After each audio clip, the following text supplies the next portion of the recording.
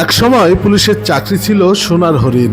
অভিযোগ ছিল রাজনৈতিক নেতাদের দ্বারে দ্বারে এই সোনার হরিণ কিনতে হতো লাখ লাখ টাকায়। কখনো কখনো টাকা দিয়েও এই সোনার হরিণ জুটত না অনেকের কপালে। কিন্তু এখন 120 টাকায় হলো পুলিশের চাকরি। বিনা টাকায় এই সোনার হরিণ ধরা পড়ল মেধাবীদের কাছে। আমি বাবার সম্পর্কে একটা লাইনে বলবো যে আমার বাবা আমার কাছে সবসময় একজন মহারাজের মতো সবসময় তিনি আমাকে সাপোর্ট দিয়েছেন।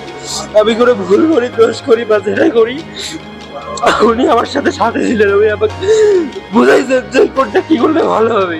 আর এখানে আমার আসার সবচেয়ে বড় সফলতার পেছনে আমি যাকে ধরছি দিই তাহলে আমার বাবা মা। আমার বাবা মা আমার জন্য অনেক কষ্ট করছে জীবন, আর অনেক কষ্ট আমাকে পালন করছে। আমি আমার পুরো কনফিডেন্স ছিল যে পুলিশের চাকরি বিনা মূল্য হয়, কারণ আমার কয়েকটা ফ্রেন্ড ছিল, ওদের কাছে আমি অনুপ্রেরিত হয়েছি যে ওরা বলছে যে কোনো টাকা পয়সা লাগে না, তুমি নিজের যোগ্যতা দিয়ে টিকবে। এবং আমি আল্লাহর রাস্তায় আমি দোয়া করছি এবং আমি আমার মন প্রাণ দিয়ে চেষ্টা করছি যাতে আমি টিকতে পারি। আল্লাহর ইচ্ছা আমি টিকে গেছি, আল্লাহর কাছে লাখো কোটি শুকরিয়া। আমার শুধু সরকারি ফি যেটা 120 টাকার মতো এটাই লাগছিল, আর কোনো টাকা লাগে নাই আমার। আর আমার বাবার কোনো এরকম সামর্থ্য ছিল না যে উনি টাকা দিয়ে আমার চাকরি নিয়ে দিবে।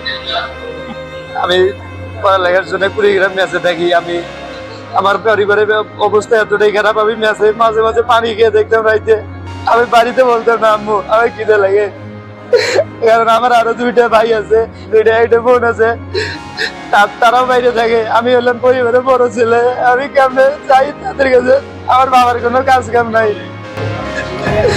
নিয়োগ কার্যক্রমের সকল ইভেন্টে কৃতকার্য প্রার্থীদের লিখিত, মনস্তাত্ত্বিক ও লিখিত পরীক্ষার প্রাপ্ত নম্বরের ভিত্তিতে মেধাক্রম অনুযায়ী উত্তীর্ণ প্রার্থীদের নাম ও ফলাফল ঘোষণা করেন লালমনিরহাটের পুলিশ সুপার মোহাম্মদ তরিকুল ইসলাম। 35 জন ছিল।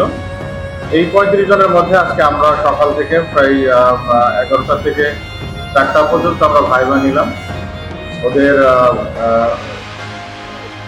যে মানসিক শক্তি এবং ভাইবার যে তাদের জ্ঞান গরিমা কিরকম এইটা আমরা যাচাই করলাম। আমরা 3 জন অফিসার সহ। লালমনিরহাটে নিয়োগযোগ্য প্রকৃত শূন্যপদ অনুসারে গত 22 মে রাতে চূড়ান্ত ফলাফল ঘোষণা করা হয়। প্রাথমিক ধাপ শেষ করে লিখিত পরীক্ষায় অংশগ্রহণ করে 241 জন। এর মধ্য থেকে মৌখিক পরীক্ষার জন্য নির্বাচিত হন 35 জন। শেষে মেধা ও যোগ্যতার ভিত্তিতে চাকরি পান 17 জন। আমার নাম মোহাম্মদ মোতালিব হোসেন। আমার বাবা একটা চায়ের দোকান করে। আর এর আগের বার আমি পুলিশে অ্যাপ্লাই করছিলাম, কিন্তু ভাইভাতে আউট হয়ে গেছি। এবার আলহামদুলিল্লাহ ভাইভাতে টিকছি। পুলিশ ডিপার্টমেন্ট হচ্ছে অনেক ভালো, তারা হচ্ছে মেধাভিত্তিক আর চাকরিটা দিয়েছে। তারা কোনো টাকা পয়সা লেনদেন বা এগুলোতে জড়াই নাই, আমাদের বিনা টাকায় আর কি চাকরিটা হয়েছে। ঘুষ বাণিজ্য ছাড়াই প্রত্যাশিত চাকরি পেয়ে খুশি আটকে রাখতে না পেরে এভাবে কান্নায় ভেঙে পড়েন চাকরি প্রার্থীরা।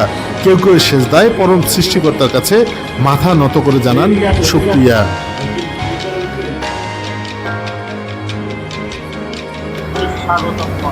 বাংলাদেশ পুলিশের ট্রেনি রিক্রুট কনস্টেবল পদে প্রাথমিকভাবে নিয়োগপ্রাপ্ত হওয়ায় আবেগে আপ্লুত হন উত্তীর্ণ প্রার্থীদের কেউ কেউ।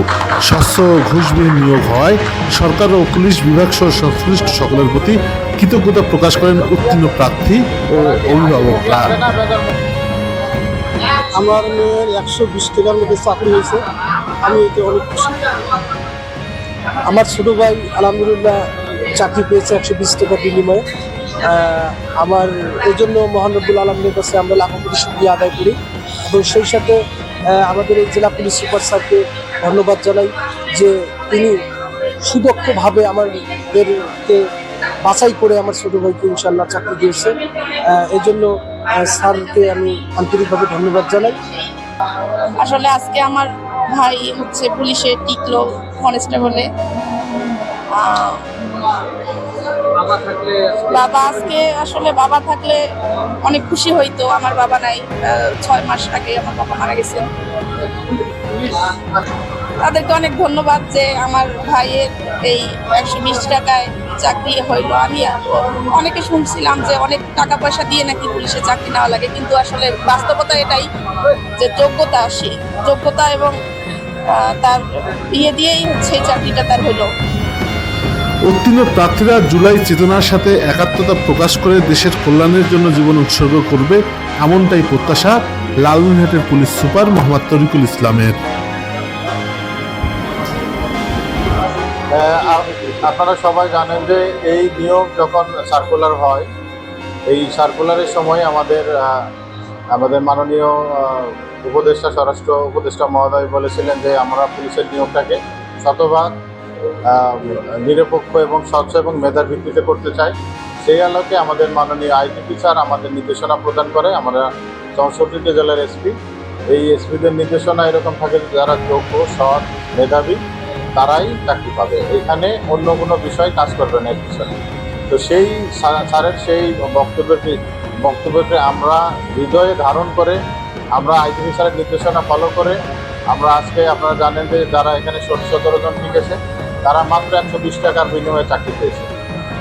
আজকে যারা চাকরিতে যোগদান করলো তাদের জন্য আমাদের বক্তব্য হলো যে যেহেতু তারা কোনো বিনিয়োগ না করে 120 টাকার মাধ্যমে চাকরিটা পেয়েছে, বাংলাদেশ ওই জুলাই পরবর্তী পট পরিবর্তনে যে পরিবর্তনের সূচনা বাংলাদেশ পুলিশে হয়েছে, এই পরিবর্তনের সাথে তারা জুলাই চেতনার সাথে তারা একাত্মতা ঘোষণা করবে এবং তারা দেশের জনগণকে সার্ভ করবে, দেশের কল্যাণের জন্য তাদের জীবন